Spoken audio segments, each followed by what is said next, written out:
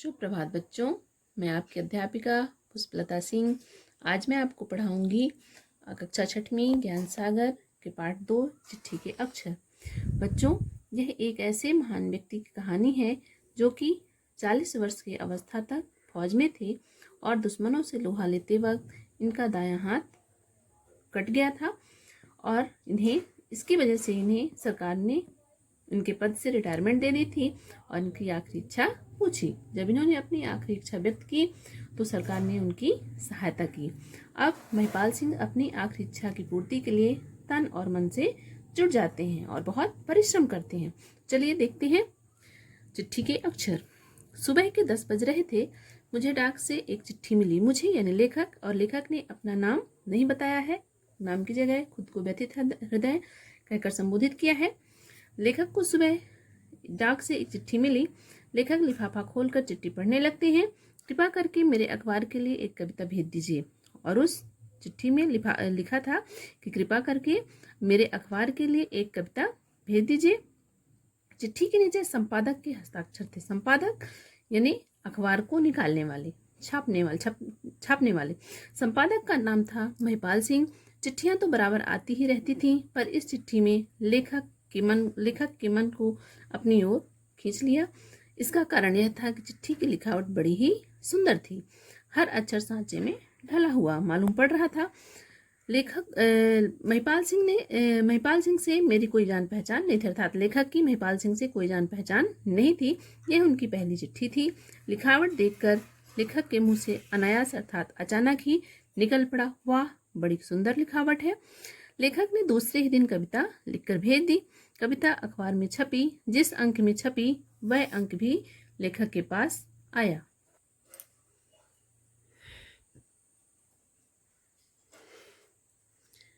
यह अखबार पूरे 32 पेज का था। शुरू से लेकर अंत तक गांव की ही बातें छपती थीं। बड़े सुंदर ढंग से 7 दिनों के समाचार छांट कर छापे गए थे। किसानों के लिए जानकारी की बहुत सी बातें भी थी। अर्थात यह अखबार साप्ताहिक अखबार था, अर्थात एक दिन में निकलने वाला सब हफ्ते भर की पूरे सप्ताह की खबर एक ही दिन के अखबार में निकलती थी और इस अखबार में गांव की ही सारी बातें छपा करती थीं और इसके साथ ही किसानों के लिए उनकी खेतीबाड़ी से संबंधित बहुत सारी जानकारियां भी इस अखबार में छपती थीं। मैं अखबार को देखकर बड़ा प्रसन्न हुआ। यानी लेखक अखबार को देखकर बहुत प्रसन्न होते हैं और दूसरे अंक के लिए फिर एक कविता भेज दी। दूसरी कविता भी अखबार में छपी। अब लेखक बराबर कविता भेजने लगे। महिपाल सिंह की चिट्ठियां भी समय समय पर आया करती थीं। वे कभी कविता मांगते थे और कभी कहानी। यानी महिपाल सिंह जो हैं वो अपनी चिट्ठियां लेखक के पास भेजते रहते और कभी कभी अपने अखबार के लिए कहानियां तो कभी कविताएं लेखक से मांगते और लेखक उनकी इच्छाओं की पूर्ति भी बराबर किया करते। इसका परिणाम यह हुआ कि हम दोनों के मन में एक दूसरे के लिए प्रेम पैदा हो गया और ये सब चलता रहा कि लेखक चिट्ठियां मांगते, महिपाल सिंह कहानी और कविताएं मांगते और लेखक उनकी कविताओं की कहानियों की पूर्ति करते रहते और इसी के चलते दोनों के मन में एक दूसरे के लिए प्रेम अर्थात लगाव पैदा हो गया। लगभग 1.5 साल बीत गया। महिपाल सिंह ने अपने एक पत्र में लिखा, यदि आपका कभी इधर आना हो तो मेरे ही घर ठहरने की कृपा करें। और यही सब चलते रहा। 1.5 साल का समय बीता। महिपाल सिंह ने अपने पत्र में लेखक को लिखा कि अगर आप किसी काम से इधर आए तो मेरे ही घर में ठहरने की कृपा करें। लेखक ने भी उत्तर में लिख दिया, यदि उधर आना हुआ तो मैं आपके दर्शन जरूर करूंगा, अर्थात आपसे मिलने जरूर आऊंगा। संयोग की बात 2-2.5 महीने बाद लेखक को उधर शादी में जाना पड़ा, अर्थात महिपाल सिंह के घर तरफ या घर के आसपास कहीं शादी में जाना पड़ा। लेखक अपने आने की सूचना महिपाल सिंह को दे दी। नियत तिथि अर्थात निश्चित तिथि यानी समय पर लेखक उस ओर बारात में सम्मिलित होने के लिए गए। जब बारात से छुट्टी पाए तो महिपाल सिंह के घर भी गए। महिपाल सिंह अपने घर के बाहर के कमरे में कुर्सी पर बैठकर मेज के सहारे कुछ लिख रहे थे। लेखक दरवाजे पर खड़े होकर पूछे, क्या महिपाल सिंह जी हैं? महिपाल सिंह ने कुर्सी पर बैठे बैठे ही लेखक की ओर देखते हुए पूछे, आप कौन? लेखक ने उत्तर दिया, मेरा नाम अखिलेश शर्मा है। महिपाल सिंह उछल पड़े। उन्होंने तेजी के साथ आगे बढ़कर मुझे पकड़कर हृदय से लगा लिया और कहा, अरे शर्मा जी, आप क्षमा कीजिएगा, मैं कुछ कहना ही चाहता था कि मेरी दृष्टि उनके हाथों पर पड़ी। अर्थात लेखक कुछ कहना ही चाहते थे। अचानक उनकी नज़र जो है महिपाल सिंह के हाथों पर पड़ी। उनका एक ही हाथ था बायां, दायां हाथ कंधे तक कटा हुआ था। लेखक आश्चर्यचकित होकर उनकी तरफ देखने लगे। वे बड़े खुश थे, बड़े स्वस्थ थे। एक क्षण में ही मेरे मस्तिष्क में अपने अनेक प्रश्न कौंधने लगे। अर्थात एक कम से कम समय में लेखक के मन में मस्तिष्क में यानी दिमाग में बहुत सारे प्रश्न आने लगे। क्या वह लिखावट इसी आदमी की है? क्या यह बाएं हाथ से इतनी सुंदर अक्षर लिखता है? मैं महिपाल सिंह की ओर टकटकी लगाए देख रहा था। लेखक जो है वो महिपाल सिंह की ओर लगातार देख रहे थे। टकटकी लगाना, लगातार देखना। तब महिपाल सिंह ने पूछा, क्या देख रहे हैं? क्या यह कि आपको चिट्ठियां भेजने वाला महिपाल एक हाथ का आदमी है? अरे भाई, यह जीवन है। जीवन में क्या हो सकता है, कोई कुछ नहीं जानता। आप तो मेरे मन की बात भाप गए। अर्थात लेखक क्या कहते हैं? लेखक कहते हैं कि आप यानी महिपाल सिंह, आप तो मेरे मन की बात समझ गए। मैं सचमुच यही सोच रहा था कि क्या आदमी बाएं हाथ से भी इतनी सुंदर अक्षर लिख सकता है। महिपाल सिंह ने जवाब दिया, शर्मा जी, दाएं बाएं से कुछ फर्क नहीं पड़ता है। महिपाल सिंह ने क्या जवाब दिया? लेखक को जवाब देते हैं कि शर्मा जी, हाँ, दायां हो या बायां, इससे कोई फर्क नहीं पड़ता है। क्यों? क्योंकि जो गुण दाएं हाथ में होता है वही गुण बाएं हाथ में भी होता है। यह तो व्यक्ति पर निर्भर करता है कि वह किस हाथ से काम करता है। हाथ मुंह धोने के बाद जब लेखक महिपाल सिंह के साथ चाय पीने लगे तो लेखक ने उनसे पूछा, ठाकुर साहब, आप बाएं हाथ से कब से लिख रहे हैं? महिपाल सिंह से पूछते हैं लेखक कि ठाकुर साहब, आप बाएं हाथ से कब से लिख रहे हैं? महिपाल सिंह बताते हैं, विचारों में डूबते हैं। महिपाल सिंह अर्थात पुरानी बीती हुई बातों में खो से जाते हैं, डूब जाते हैं और कुछ देर तक सोचते रहते हैं। फिर बोले, इस वर्ष मेरी उम्र 55 वर्ष की है। अर्थात उस समय जब वो बात कर रहे थे लेखक से, तो उस समय इनकी उम्र जो है वह 55 वर्ष की है। लेखक महिपाल सिंह बताते हैं कि मैं 40 वर्ष की उम्र तक फौज में था। क्या बताते हैं? महिपाल सिंह बताते हैं कि मैं जब 40 वर्ष की अवस्था में था, उस वक्त मैं फौज में था और निशाना मारने में भी बड़ा तेज था। बाएं और दाएं दोनों हाथ से सटीक निशाना मारता था। चाहे दायां हाथ हो और चाहे बायां हाथ, कभी भी महिपाल सिंह का निशाना नहीं चूकता था।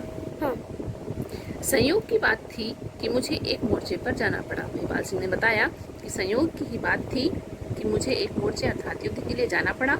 एक दिन जब शत्रु को अपनी गोलियों का निशाना बना रहा था तो पास ही एक बम फटा और मेरा दाहिना हाथ कंधे से उड़ गया। अर्थात जब महिपाल सिंह शत्रुओं से लोहा ले रहे थे, उन्हें अपनी गोलियों का निशाना बना रहे थे, उसी वक्त उनके पास ही एक बम फटा और उसी घटना में महिपाल सिंह का दायां हाथ कंधे से उड़ गया। महिपाल सिंह गिर पड़े। मुझे अस्पताल ले जाया गया, यानी महिपाल सिंह को अस्पताल ले जाया गया। महीनों अस्पताल में पड़े रहे। जब अच्छे हो गए तो सरकार ने पेंशन देकर उन्हें सेवा मुक्त कर दिया। सरकार ने महिपाल सिंह से पूछा, सेवा से मुक्ति होने पर मैं कौन सा काम करूंगा? महिपाल सिंह ने उत्तर दिया, मैं पहले कुछ पढ़ूंगा, लिखूंगा और फिर उसके बाद एक अखबार निकालूंगा। महिपाल सिंह ने क्या बताया? महिपाल सिंह ने उत्तर दिया कि मैं पहले कुछ पढ़ाई करूंगा, लिखाई करूंगा, कुछ जानकारी हासिल करूंगा, फिर उसके बाद एक अखबार निकालूंगा, अर्थात अखबार छापने का कार्य करूंगा, छपवाने का कार्य करूंगा। सरकार ने मेरे पढ़ने लिखने और अखबार निकालने का पूरा इंतजाम कर दिया। अर्थात महिपाल सिंह की जो इच्छा थी उसकी पूर्ति के लिए सरकार ने उनका इंतजाम कर दिया, उनकी व्यवस्था कर दी, उनकी सहायता की।